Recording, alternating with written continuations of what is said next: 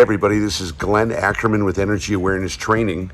Today I want to talk to you about the 5 ways that people deal with trauma and anxiety feelings inside. So before we go into each category, let's define what we're talking about with anxiety or traumatic feelings. It's a sensation that comes over you, kind of like a panic or this cloud that you feel inside you that's just pure negativity, and it just has this power and this control over you, and it feels like you lose control over it. It can happen for a few minutes, a few seconds, for a few hours. So this is what we're talking about, these feelings, these thoughts, these emotions, and sometimes it leads you into panic or traumatic behaviors. We'll talk about that here in a couple of minutes. So with that said, this is what we're talking about with how people deal with it. So let's start with number 1. How do people deal with anxiety feelings, maybe flashbacks, memories that you had before, or getting triggered? Well, a lot of people try to ignore it. That's the first way that people deal with it. You have this thing going on and you just try to ignore it or pretend it's not there, and you try to resist it. Well, unfortunately, that doesn't work. It can maybe get you out of a situation for, a couple of minutes, but once that energy takes a hold of you, it's pretty hard to shake it off. So people try resisting it or pretending that it's not there. Doesn't work, okay? Second way people deal with this is they numb themselves. When this feeling comes up, sometimes it's an intense feeling, sometimes it's a gnawing, persistent feeling or sensation of dread or negativity or bringing you back to an unpleasant or painful memory. What we try to do is we numb ourselves, and we use a substance to numb ourselves. People use alcohol a lot of the times to numb themselves, drugs, pot. Some people use porn or sex. Some people use food. Some people use gambling. It doesn't matter what it is. It's the intention behind taking some kind of substance and that you want to take immediately to feel better or to numb the pain or numb the sensations. Okay, and what usually happens with that is that's the gateway to developing addictions. Because if you've got an ongoing feeling, ongoing anxiety, stress, worry, sensations, thoughts, emotions that come up often or periodically, you get in the habit of, I'm reaching for a drink, I'm reaching for a joint, I'm reaching for porn, I'm reaching for whatever. And then you have a stimulus response. So every time that feeling comes up, you're reaching for something. And that's how you get addicted to stuff.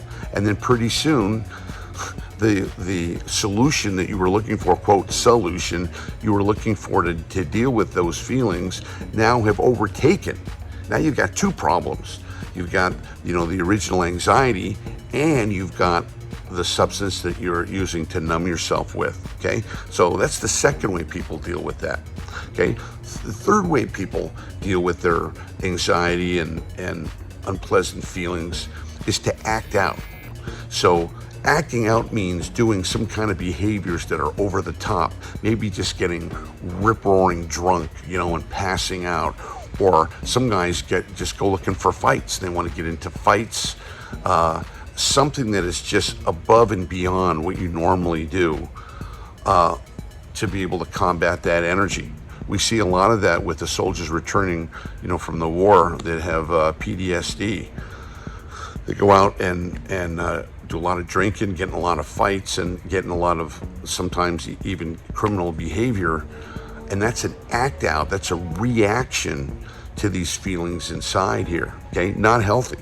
Okay, the fourth way that people deal with it is kind of like maybe what we're used to doing. And it's a version of number 1, but a little different, especially if you're a guy. When we grew up, growing up, you had tough guys in the movies. Clint Eastwood, real tough guy, James Bond, etc., where guys who are supposed to be tough and have no feeling, and no matter what happens, they just fluff it off, doesn't affect them at all. Well, that's not real. But we grew up thinking that we have to be tough guys. So what do? When we have feelings, or we have upsets, or we have things that disturb us, anxiety, stress, doubt? What we commonly do is we repress it, we stuff it down. We go, doesn't affect me one bit. I'm tough, I can take it.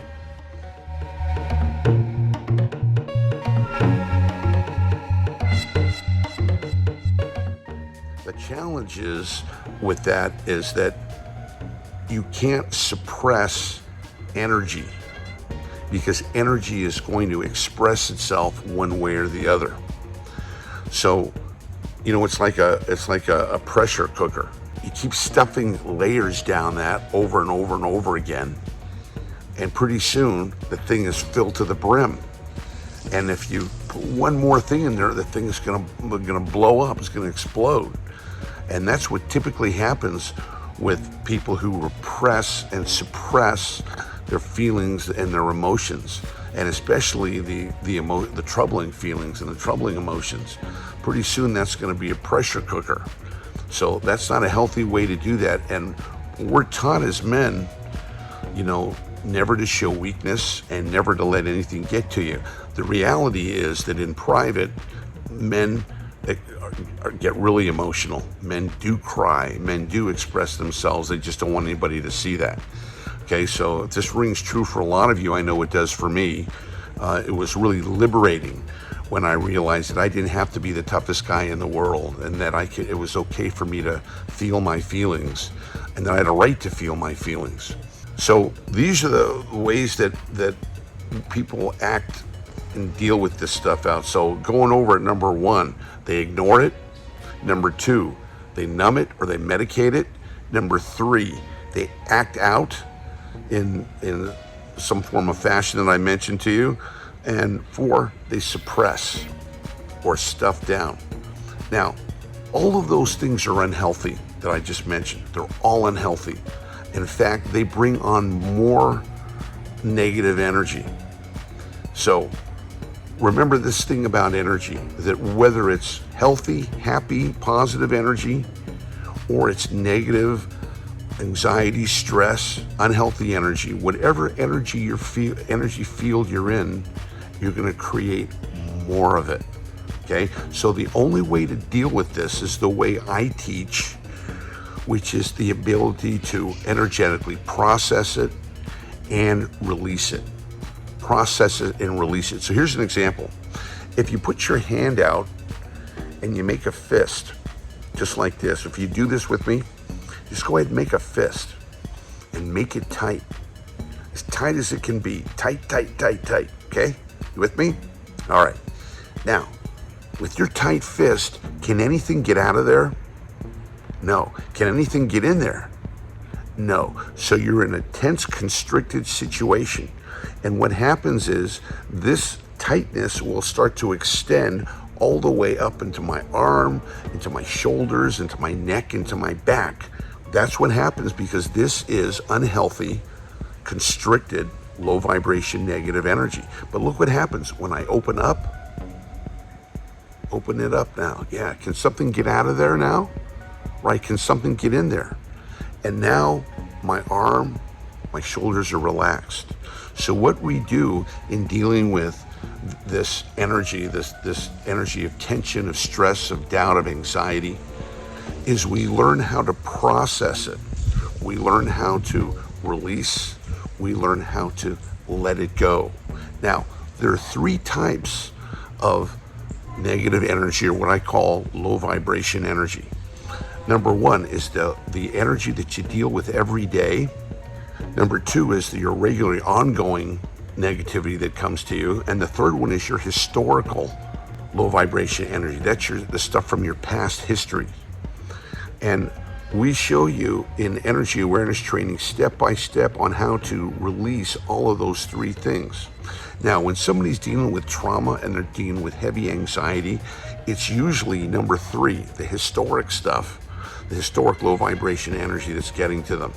And that takes care and training to be able to let that go. And I work with people, having been trained and been doing this for almost 2 decades now. I work with people, and I don't recommend that your heavy stuff, you deal with it on your own. Why? Just like the heart surgeon, if the heart surgeon needs to have heart surgery, he doesn't operate on himself, right? He has somebody else do it. It's the same thing when you're dealing with heavy issues. You know, there's different pockets of energy, and it's not a simple thing to do. But what you can do is you can learn to start letting go, releasing your daily stress, the stuff that you're dealing with on a daily basis. You know, the aggravations, maybe traffic, or you get an argument with someone or something like that. So that's how I teach my students. Start with your daily, then progress to your regularly occurring, and then move into the historical stuff. That's the healthy way to do this. Okay? Hope this has been a help to you.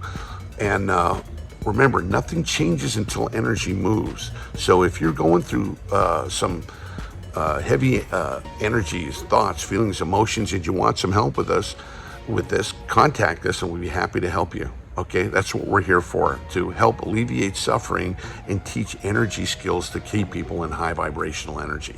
This is Glenn Ackerman. We'll catch you on the next video. Bye for now.